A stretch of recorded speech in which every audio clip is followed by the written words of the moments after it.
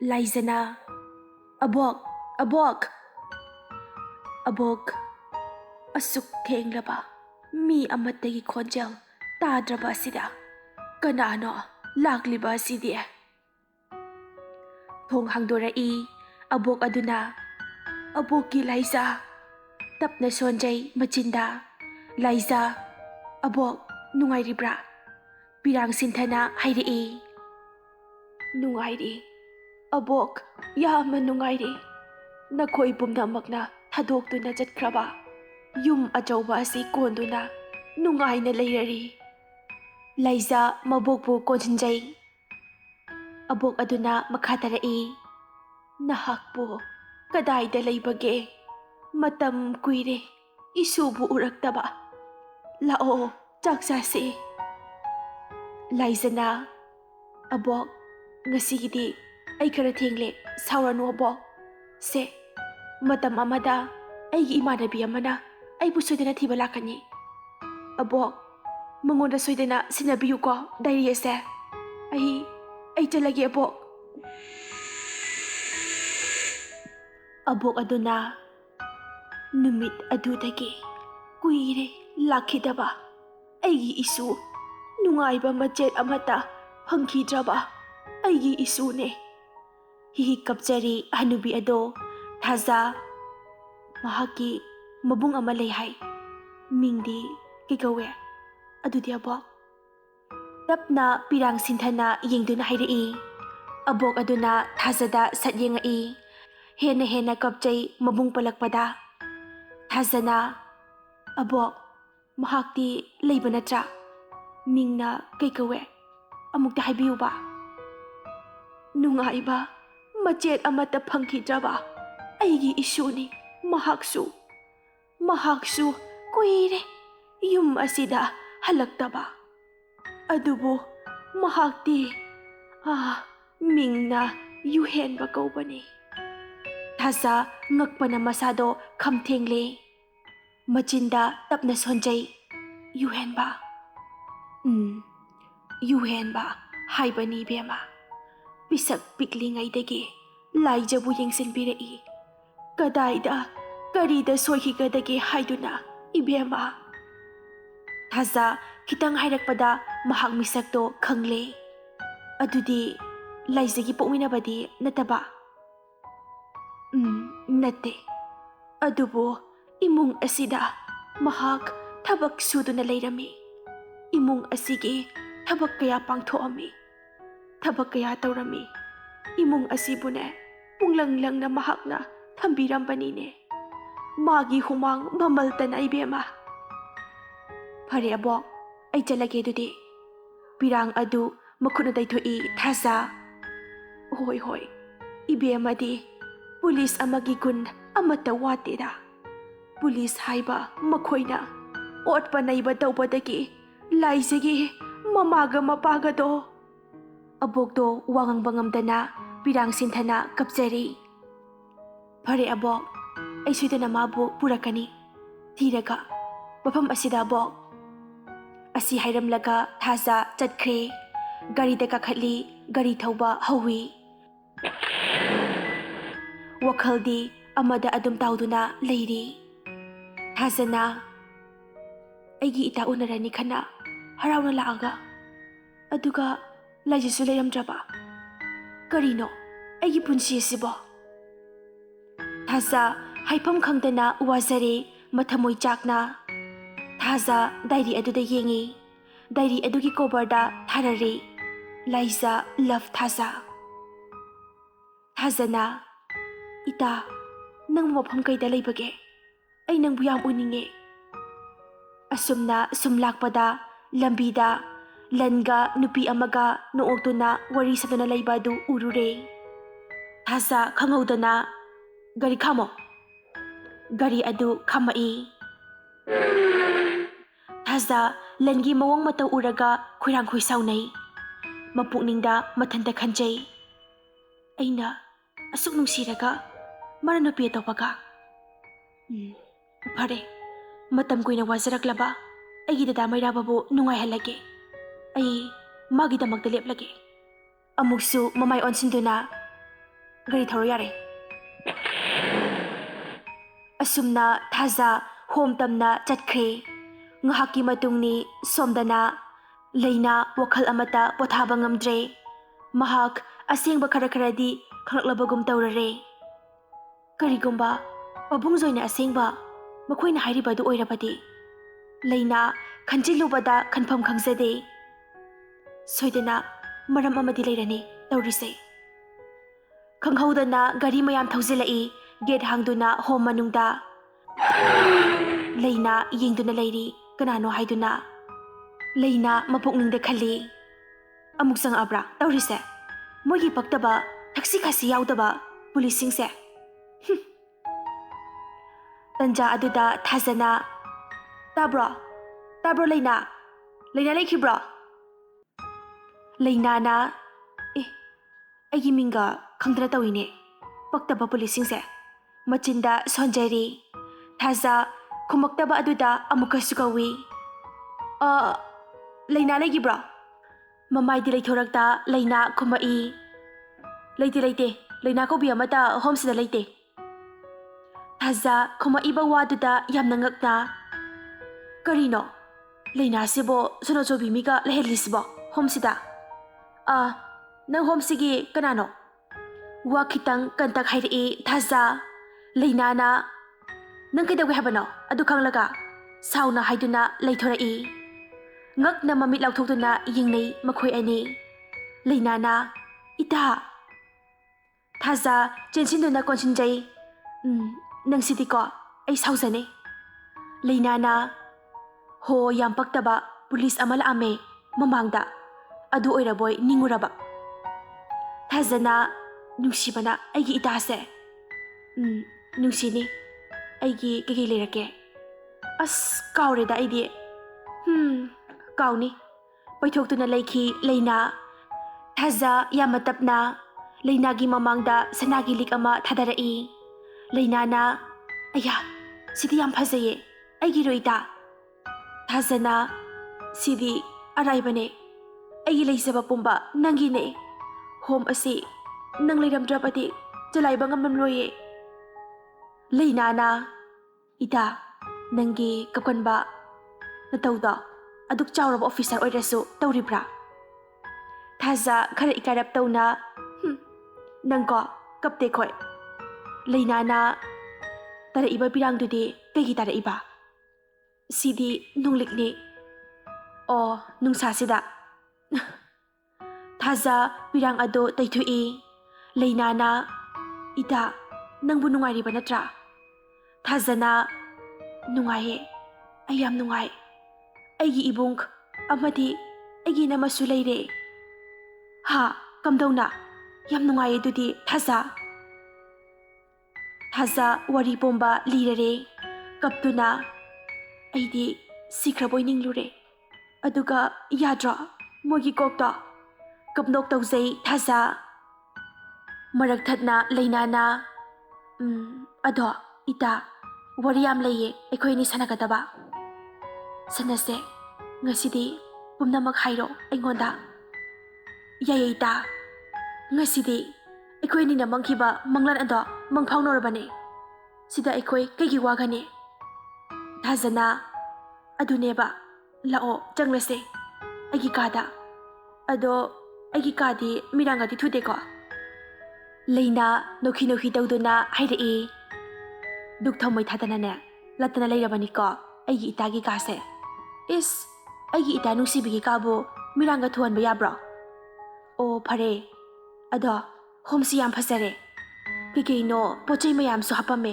ꯑꯉꯥꯡꯒꯤ ꯂꯩꯅꯥ ꯅꯣꯛꯑꯝꯕ ꯃꯥꯏꯊꯣꯡ ꯈꯨꯗꯛꯇ ꯃꯥꯡꯈꯤ ꯏꯇꯥ ꯃꯁꯤ ꯄꯨꯝꯅꯃꯛ ꯄꯥꯕꯨꯡꯖꯣꯏꯅ ꯍꯣꯠꯅꯕꯤꯕꯅꯦ ꯀꯔꯤ ꯄꯥꯕꯨꯡꯅ ꯍꯣꯠꯅꯕꯤꯕ ꯃꯥꯅꯦ ꯃꯥꯅ ꯄꯨꯝꯅꯃꯛ ꯍꯣꯠꯅꯕꯤꯕꯅꯦ ꯑꯗꯨꯕꯨ ꯃꯥꯗꯤ ꯊꯤꯕ ꯈꯪꯈꯤꯗ꯭ꯔꯦ ꯊꯥꯖꯅ ꯑꯩꯅ ꯁꯣꯏꯗꯅ ꯊꯤꯒꯅꯤꯌꯦ ꯑꯩꯅ ꯉꯁꯤ ꯁꯦꯠꯂꯤꯕ ꯌꯨꯅꯤꯐꯣꯔꯝ ꯑꯁꯦ ꯃꯈꯣꯏ ꯃꯌꯥꯝꯒꯤꯅꯦ ꯏꯇꯥ ꯌꯥꯔꯦ ꯀꯞꯄꯛꯑꯅꯣ ꯑꯗꯨꯒꯤꯅꯦ ꯑꯩꯅ ꯋꯥꯔꯤ ꯁꯥꯟꯅꯗꯧꯕ ꯃꯌꯥꯝ ꯂꯩ ꯍꯥꯏꯁꯦ ꯏꯇꯥꯗ ꯍꯣꯏꯁꯦ ꯂꯥꯛꯑꯣ ꯆꯪꯂꯁꯦ ꯀꯩꯀꯩ ꯋꯥꯔꯤꯅꯣ ꯍꯥꯏꯔꯔꯣ ꯂꯥꯛꯑꯣ ꯃꯈꯣꯏ ꯑꯅꯤ ꯊꯥꯖꯒꯤ ꯁ꯭ꯄꯤꯁꯦꯜ ꯀꯥ ꯑꯣꯏꯔꯤꯕ ꯑꯗꯨꯗ ꯆꯪꯈꯤ꯫ ꯁꯣꯝꯗꯅ ꯇꯣꯝꯊꯤꯟ, ꯑꯩꯈꯣꯏꯅ ꯊꯥꯈꯤꯕ ꯃꯇꯝꯗ ꯂꯥꯛꯇ꯭ꯔꯤꯕꯁꯦ ꯑꯩꯈꯣꯏꯕꯨ ꯁꯤꯗꯕ ꯅꯠꯇ꯭ꯔꯣ?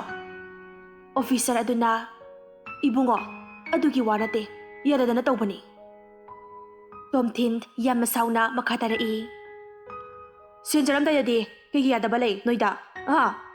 ꯀꯩ ꯌꯥꯗꯕ ꯂꯩ? ꯂꯩꯕꯥꯛ ꯈꯪꯅ ꯅꯈꯣꯏꯅ ꯊꯕꯛ ꯂꯧꯕꯗ ꯆꯥꯈꯤꯕ ꯁꯦꯜ ꯃꯌꯥꯝꯗꯣ ꯍꯥꯏꯗꯣꯛꯎ ꯍꯥꯏꯕꯁꯨ ꯇꯧꯗꯕ꯫ ꯅꯈꯣꯏꯁꯦ ꯑꯐꯕꯗꯤ ꯃꯥꯟꯕ, ꯑꯗꯨꯒ ꯃꯤꯌꯥꯝꯒꯤ ꯏ ꯆꯨꯞꯄꯅꯦ꯫ ꯅꯈꯣꯏꯅ ꯑꯐꯕ ꯀꯩ ꯇꯧꯏ ꯉꯁꯤ ꯐꯥꯎꯕ? ꯑꯣꯐꯤꯁꯔ ꯑꯣꯏꯔꯤꯕꯗꯨ ꯁꯦꯜ ꯆꯥꯅꯕ꯭ꯔꯥ? ꯑꯣꯐꯤꯁꯔ ꯑꯗꯨ ꯃꯃꯥꯏ ꯂꯨꯞꯊꯗꯨꯅ ꯂꯩꯔꯤ꯫ ꯇꯣꯝꯊꯤꯟꯅ, ꯅꯈꯣꯏꯗꯤ ꯍꯤꯡꯂꯨꯕꯒꯤ ꯀꯥꯟꯅꯗꯦ꯫ ꯑꯩꯅ ꯉꯁꯤ ꯌꯨꯝ ꯑꯁꯤꯗ ꯂꯥꯛꯂꯤꯕꯁꯦ ꯐꯠꯇꯕ, ꯂꯩꯕꯥꯛꯀꯤ ꯀꯥꯟꯅꯕ ꯇꯧꯗꯕ, ꯂꯩꯕꯥꯛ ꯃꯥꯡꯍꯟꯕ ꯇꯧꯕ ꯅꯣꯏꯗꯤ ꯁꯤꯈꯤꯕꯅ ꯍꯦꯟꯅ ꯐꯩ꯫ ꯑꯁꯤ ꯍꯥꯏꯔꯒ ꯇꯣꯝꯊꯤꯟ ꯅꯣꯡꯃꯩ ꯑꯗꯨꯅ ꯑꯣꯐꯤꯁꯔ ꯑꯗꯨꯗ ꯁꯨꯖꯤꯜꯂꯤ꯫ ꯏꯕꯨꯡꯉꯣ, ꯑꯩꯈꯣꯏ ꯂꯥꯟꯖꯔꯦ꯫ ꯑꯩꯈꯣꯏꯕꯨ ꯑꯃꯨꯛꯇ ꯉꯥꯛꯄꯤꯌꯨ꯫ ꯑꯩꯈꯣꯏ ꯃꯇꯨꯡꯗ ꯑꯃꯨꯛ ꯍꯟꯅ ꯇꯧꯔꯔꯣꯏ꯫ ꯏꯆꯥꯁꯤꯡ ꯑꯃꯗꯤ ꯅꯨꯄꯤꯁꯤꯡꯒꯤꯁꯨ ꯌꯦꯡꯂꯒ ꯀꯟꯕꯤꯌꯨꯅꯦ ꯑꯩꯈꯣꯏꯕꯨ꯫ ꯀꯞꯇꯨꯅ ꯍꯥꯏꯖꯔꯤ ꯑꯣꯐꯤꯁꯔ ꯑꯗꯨ꯫ ꯇꯣꯝꯊꯤꯟꯅ, ꯑꯣꯖꯥ, ꯑꯩꯈꯣꯏꯁꯨ ꯑꯗꯨ ꯐꯠꯇꯕ ꯃꯤꯗꯤ ꯑꯩꯈꯣꯏ ꯅꯠꯇꯦ꯫ ꯉꯁꯤ ꯐꯥꯎꯕ ꯑꯩꯈꯣꯏꯒꯤ ꯂꯨꯞ ꯑꯁꯤꯅ ꯂꯥꯟꯅ ꯑꯃꯨꯛꯇ ꯎꯔꯛꯇ꯭ꯔꯤ, ꯃꯔꯝ ꯆꯥꯗꯅ ꯁꯦꯜ ꯂꯧꯔꯛꯇ꯭ꯔꯤ, ꯑꯔꯥꯟꯕ ꯊꯕꯛ ꯑꯃꯠꯇ ꯑꯩꯈꯣꯏ ꯇꯧꯔꯛꯇꯦ꯫ ꯑꯩꯈꯣꯏꯅ ꯂꯩꯔꯤꯕꯁꯦ ꯂꯩꯕꯥꯛ ꯃꯤꯌꯥꯝꯒꯤꯅꯤ꯫ ꯁꯤꯗ ꯑꯩꯈꯣꯏ ꯄꯨꯟꯁꯤ ꯑꯁꯦ ꯊꯥꯗꯣꯛꯂꯕꯁꯨ ꯌꯥꯔꯦ ꯈꯟꯅ ꯂꯩꯔꯕꯅꯤ꯫ ꯑꯩꯈꯣꯏ ꯑꯗꯨ ꯐꯠꯇꯕ ꯃꯤꯗꯤ ꯅꯠꯇꯦꯀꯣ ꯑꯣꯖꯥ꯫ ꯇꯣꯝꯊꯤꯟꯅ ꯑꯣꯐꯤꯁꯔ ꯑꯗꯨꯗ ꯀꯟꯅ ꯉꯥꯡꯂꯤ꯫ ꯇꯣꯝꯊꯤꯟ ꯃꯈꯥ ꯇꯥꯔꯛꯏ꯫ ꯃꯊꯪ ꯑꯃꯨꯛ ꯍꯟꯅ ꯁꯦꯜ ꯆꯥꯕ ꯇꯥꯔꯕ ꯑꯩꯈꯣꯏꯕꯨ ꯐꯠꯇꯦ ꯍꯥꯏꯕꯤꯒꯅꯨ꯫ ꯁꯦꯜ ꯂꯧꯔꯝꯗꯥꯏꯗꯁꯨ ꯈꯟꯕꯤꯌꯨꯅꯦ, ꯈꯔ ꯏꯆꯥ ꯂꯩꯔꯤ, ꯑꯩꯒꯤ ꯅꯨꯄꯤ ꯂꯩꯔꯤ ꯍꯥꯏꯕꯗꯣ ꯑꯣꯖꯥ꯫ ꯑꯁꯤ ꯍꯥꯏꯔꯒ ꯇꯣꯝꯊꯤꯟ ꯌꯥꯝꯅ ꯊꯨꯅ ꯑꯣꯐꯤꯁꯔ ꯑꯗꯨꯒꯤ ꯌꯨꯝꯗꯒꯤ ꯊꯣꯛꯈꯤ꯫ ꯁꯣꯝꯗꯅ ꯏꯅꯥꯈꯨꯟꯕ, ꯍꯧꯖꯤꯛ ꯇꯧꯒꯗꯧꯔꯤꯕ ꯑꯁꯤꯕꯨ ꯀꯔꯤꯅꯣ? ꯁꯨꯔꯦꯟ ꯍꯥꯊꯨ ꯍꯥꯊꯨ ꯆꯦꯟꯁꯤꯜꯂꯛꯏ ꯏꯃꯨꯡꯗ ꯇꯟꯖꯥꯗꯨꯗ꯫ ꯏꯅꯥꯈꯨꯟꯕ ꯁꯣꯐꯥ ꯃꯔꯨꯝꯗ ꯂꯣꯠꯂꯤ꯫ ꯁꯨꯔꯦꯟꯅ, ꯕꯣꯁ, ꯑꯩꯅꯦ, ꯀꯩꯅꯣ ꯂꯣꯠꯂꯤꯕꯗꯨꯕꯣ? ꯏꯅꯥꯈꯨꯟꯕꯅ, ꯑꯩꯗꯤ ꯃꯤ ꯑꯇꯣꯞꯄ ꯑꯣꯏꯔꯕꯣꯏ ꯅꯤꯡꯂꯨꯔꯦꯗꯅ, ꯃꯤꯍꯨꯟꯒꯁꯦ ꯌꯧꯔꯨꯔꯦ ꯆꯦꯟꯁꯤꯜꯂꯛꯄꯗꯨꯗ꯫ ꯑꯩꯅꯦ, ꯄꯥꯈꯠꯄꯤꯒꯅꯨ ꯕꯣꯁ, ꯑꯩ ꯒ꯭ꯌꯥꯟ ꯇꯥꯗ꯭ꯔꯦꯗ, ꯑꯩ ꯃꯊꯥ ꯁꯥꯔꯦ ꯕꯣꯁ꯫ ꯏꯅꯥꯈꯨꯟꯕꯅ, ꯀꯩꯗꯧꯔꯒꯦ ꯍꯥꯏꯔꯤꯁꯤꯕꯣ? ꯑꯩ ꯂꯩꯔꯤꯁꯤꯗꯤ, ꯀꯣꯛ ꯍꯥꯏꯔꯣꯗꯅ꯫ ꯁꯨꯔꯦꯟ, ꯕꯣꯁꯀ ꯄꯥꯅꯅꯤꯅ ꯕꯣꯠ ꯂꯦꯞꯄꯀꯗꯧꯔꯤ꯫ ꯀꯅꯥꯅꯣ ꯍꯥꯏꯌꯨꯗꯅ, ꯑꯩꯒ ꯂꯝꯕꯥ ꯄꯥꯅꯤꯅ ꯊꯣꯛꯂꯛꯏꯕꯗꯨꯕꯣ? ꯏꯅꯥꯈꯨꯟꯕ ꯌꯥꯝꯅ ꯅꯥꯄꯜ ꯀꯥꯅ ꯍꯥꯏꯔꯛꯂꯤ꯫ ꯁꯨꯔꯦꯟꯅ, ꯑꯩꯈꯣꯏꯅ ꯁꯤꯈ꯭ꯔꯦ ꯂꯩꯔꯤꯕ ꯕꯣꯁ, ꯄꯨꯟꯁꯤꯕ ꯑꯃꯗꯤ ꯕꯦꯝ ꯃꯈꯣꯏ ꯑꯅꯤꯃꯛ ꯆꯣꯡꯊꯣꯔꯛꯏ꯫ ꯍꯟꯗꯛꯇꯤ ꯕꯣꯠꯇ ꯕꯣꯁꯀ ꯄꯥꯅꯒꯅꯤ ꯍꯥꯏꯗꯨꯅ꯫ ꯏꯅꯥꯈꯨꯟꯕ ꯁꯣꯐꯥꯗ ꯃꯣꯟꯗ꯭ꯔꯪ ꯑꯃꯗ ꯐꯝꯊꯈꯤ꯫ ꯁꯤꯈ꯭ꯔꯕ ꯃꯈꯣꯏ ꯑꯅꯤꯅ ꯕꯣꯠ ꯂꯦꯞꯄꯛꯄ? ꯃꯆꯤꯟꯗ ꯇꯞꯅ ꯁꯣꯟꯖꯩ꯫ ꯄꯨꯟꯁꯤꯕ, ꯕꯦꯝ꯫ ꯁꯨꯔꯦꯟꯅ, ꯃꯥꯅꯤ ꯕꯣꯁ, ꯃꯈꯣꯏ ꯑꯅꯤꯃꯛ ꯆꯣꯡꯊꯣꯔꯛꯏ꯫ ꯏꯅꯥꯈꯨꯟꯕꯅ, ꯁꯨꯔꯦꯟ, ꯅꯪꯅ ꯍꯥꯏꯔꯤꯕ ꯑꯁꯤ ꯁꯣꯏꯗ꯭ꯔꯕ꯭ꯔꯥ? ꯁꯣꯏꯗ꯭ꯔꯕꯅꯤ ꯕꯣꯁ, ꯑꯩꯅ ꯍꯥꯏꯖꯔꯤꯕꯁꯤ, ꯊꯥꯖꯗ꯭ꯔꯒ ꯌꯦꯡꯂꯨꯁꯤ꯫ ꯏꯅꯥꯈꯨꯟꯕꯅ, ꯁꯤꯗ ꯏꯃꯥꯡꯗ ꯁꯤꯈꯤꯕ ꯃꯤꯕꯨ ꯑꯃꯨꯛ ꯍꯜꯂꯛꯄ? ꯁꯨꯔꯦꯟ, ꯅꯆꯤꯟ ꯊꯤꯒꯅꯨ꯫ ꯁꯨꯔꯦꯟꯅ, ꯑꯩ ꯐꯥꯒꯤ ꯇꯧꯖꯗꯦ ꯕꯣꯁ, ꯈꯪꯒꯅꯤ ꯕꯣꯁꯁꯨ, ꯃꯈꯣꯏ ꯕꯣꯠ ꯂꯦꯞꯄꯛꯑꯕꯅꯤ, ꯋꯥ ꯂꯥꯍꯧꯔꯕꯅꯤ꯫ ꯏꯅꯥꯈꯨꯟꯕꯅ, ꯀꯔꯤ? ꯐꯔꯦ, ꯃꯈꯣꯏꯕꯨ ꯂꯣꯏꯁꯤꯟꯅꯅꯕ ꯇꯧ, ꯑꯩꯅ ꯍꯥꯏꯔꯤꯕꯁꯤꯅꯤ꯫ ꯁꯨꯔꯦꯟ, ꯐꯒꯅꯤ ꯕꯣꯁ꯫ ꯏꯅꯥꯈꯨꯟꯕꯅ, ꯉꯥꯏꯗꯨꯅ ꯂꯩꯌꯨ, ꯇꯟꯖꯥ ꯅꯈꯣꯏ꯫ ꯑꯁꯤ ꯍꯥꯏꯅꯗꯨꯅ ꯁꯨꯔꯦꯟ ꯊꯣꯛꯈ꯭ꯔꯦ꯫ ꯁꯣꯝꯗꯅ ꯄꯨꯟꯁꯤꯕ ꯃꯪꯒꯣꯜꯗ ꯐꯝꯃꯤ꯫ ꯄꯨꯟꯁꯤꯕꯅ, ꯇꯥꯕ꯭ꯔꯣ ꯅꯪꯕꯣ? ꯕꯦꯝ ꯏꯃꯨꯡꯗꯒꯤ, ꯇꯥꯏꯌꯦ, ꯊꯣꯛꯂꯛꯑꯒꯦ ꯗꯗꯥ꯫ ꯄꯨꯟꯁꯤꯕꯅ, ꯃꯤ ꯂꯥꯛꯏꯅꯦ, ꯅꯪꯕꯨ ꯊꯣꯛꯂꯛꯎꯅꯦ ꯑꯃꯨꯛꯇ꯫ ꯏꯅꯦ ꯈꯣꯏ ꯂꯥꯛꯄꯤꯔꯦ, ꯆꯥ ꯂꯣꯟꯖꯔꯛꯀꯦ꯫ ꯑꯍꯜ ꯑꯗꯨꯅ, ꯅꯈꯣꯏꯕꯨ ꯍꯜꯂꯛꯑꯦ ꯇꯥꯕꯗ ꯑꯩꯈꯣꯏꯗꯤ ꯉꯛꯎꯔꯕꯅꯤꯅꯦ, ꯑꯗꯣ ꯋꯥꯕꯨꯗꯤ ꯇꯥꯔꯦꯀꯣ꯫ ꯄꯨꯟꯁꯤꯕꯅ, ꯏꯅꯦ, ꯏꯃꯥꯗꯣ ꯑꯩꯈꯣꯏꯅ ꯍꯜꯂꯛꯄ ꯑꯁꯤꯗ ꯂꯩꯔꯝꯂꯕꯗꯤ ꯑꯩꯈꯣꯏꯅ ꯀꯌꯥꯗ ꯅꯨꯡꯉꯥꯏꯖꯒꯅꯤ꯫ ahal oirabi nupi aduna hairei. Laibaka tamlambani khaloi bungo. Namado nakhoigidama khanbada yamdi wazarabani. Adumbak thiba phangkhidre. Ahan adu tapna hairei. Punsibana adubo aigi imagi asengba amadi thigigani soidana. Hoine thiyu nakhoina hinglambase aikhoi thagatlibani Fatraba makhoidi mapunsidane mai pakpa sungamloi. Phare phare ado botse nakhoi animak thabak loina tawre haina taine. Punsibana hoi ine tawre khoi animak. Amadi to o rano. Kanale pakani habado nabani tanaro. Tanjaduda bem ine chasida leizare paisin biyo. Ahan oirabi nupising aduna as ibe magi wata side othok na phazakreda chakase khanghaw hek hawdo malida. Ine sidi se mayam su cha paibiyo. Cha loina pithai mayam do bemna ahal oirabi nupi amana hayo nakhoi ani maglepadi miyo mangda phazade. Adu haigi haiduna ne mayam hawduna laklibane. Punsiba bemda yenglaga nang lepkera ay lepura bem. Bemna dada adum lepoda ay thabak to tawrage. Punsibana pare adumaya tawrasi dudi. Ado ine hayune nang na haining libado ay kunna sibo awang pathakta pukhatjage mayamgi seba tawhanbiyo. Kaigi tawdane laisu haibada kunna sidane nakhoidagi henba leitre. Aikogi khuna se semdaba yadabani ko ibungo. Punsiba pirang sinthana ine mayambo mukta khurumjage.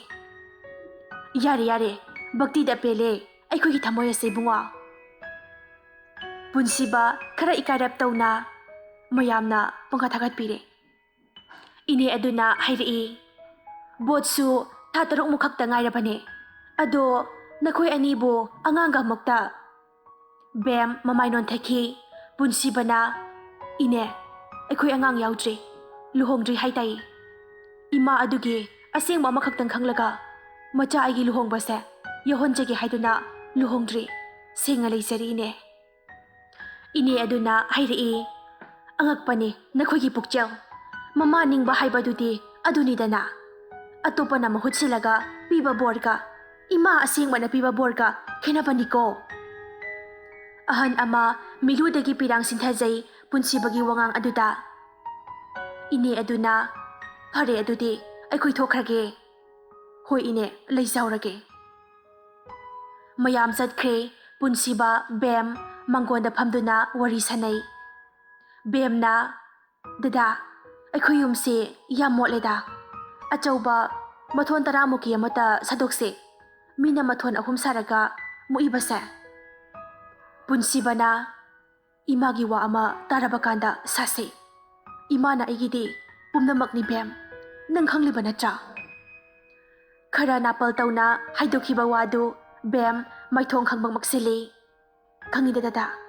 Ado dada aikhoigidi babasu imasu aikhoi nigi panthungi damak thawai thakhe. Punsibana he kaplabro se kapkanu se maksade security leiriba mamangsida ikaijadro nangbo. Ado aikhoibu makhoigi mathakta kaisu dawdana asum leirase hairo. Bem tapna hairei punsibana ichansu SP ni mahaksu kuiraroi haujikti aikhoigi awatpa leitrena naikhayadabani kaisu khalunu bem maithong haiphet nokchei mapuroibagi lengbanda ngathasei. Punsibana nungsina makokta nanthabiri. Asumna matam sumsum hauki lepa leitana matam kharagi matungni. Thazana dada ayumda chalani matam khara leiradi kamdau toiba. Mairabana chalo luhong dawbasu kuidrabani chaluro. Nabungdusu ay sakhangnage khanbani ado khangdre tawrise. James maraktatna ibai hayune ibo nangbo. Makhoi ahumak walang wano Thazana, "Ado, aina yumba chatluge hairaklibasse luhongbagi ayaba lawbane. Dada, masi chatringaida ai ithaudang yama leire. Lili, kamdongna sikibano, dada." Thaza satlauna hangzilai, mairaba khanghodana tujungkiba khanghodre. Kanararoi khanduna James lirage. Ngasidi amata chithadana. Taro Thaza. James yama nungaitana wari liba haurame. Lili ngamda mairaba bukanna laurai. Mairabana, "Idaw, ay sikrage." Nongmayna makokta namjaduna hairi.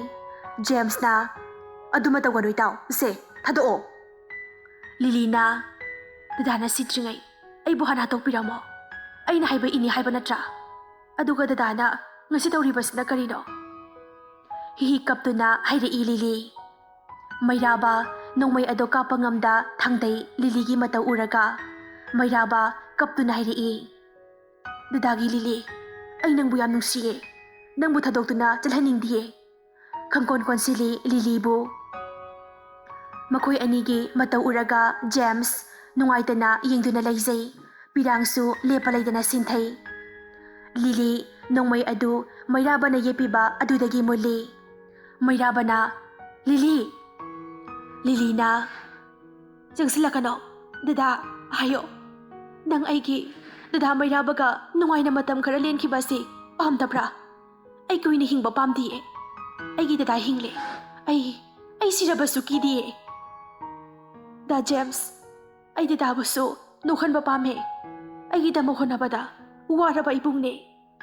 Sor honba wana lauragli Lili. James na, "Ay hairoy se, nungmay thamo Lili." Kapna haizari. Lili khanghodana wanthaki. Mairaba James chensili. Matam kharagi matungni.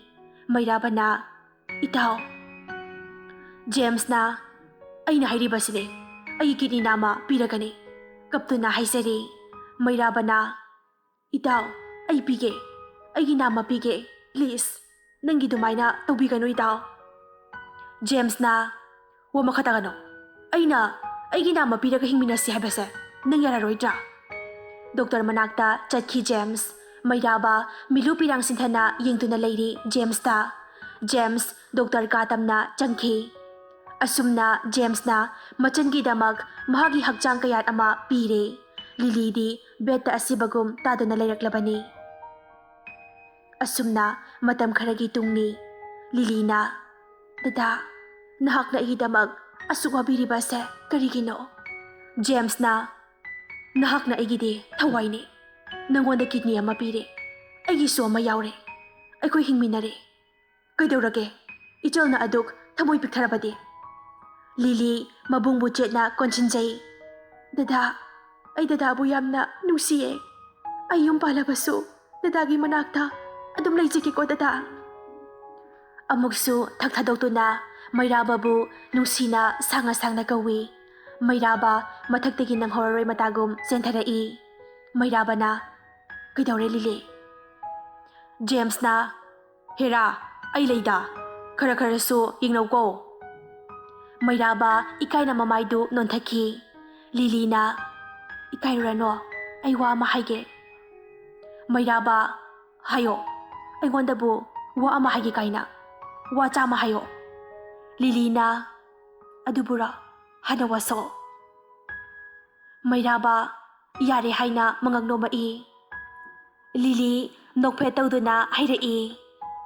"Ay luhongbadane, aigi dadase awungpot oina haptoide. Nang lawgadra se hayoba."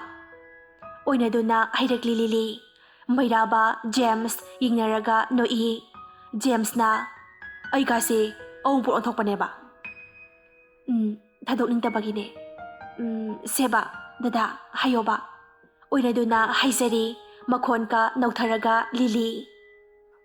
Mairaba na, "Iyay, ibaisu awungpot.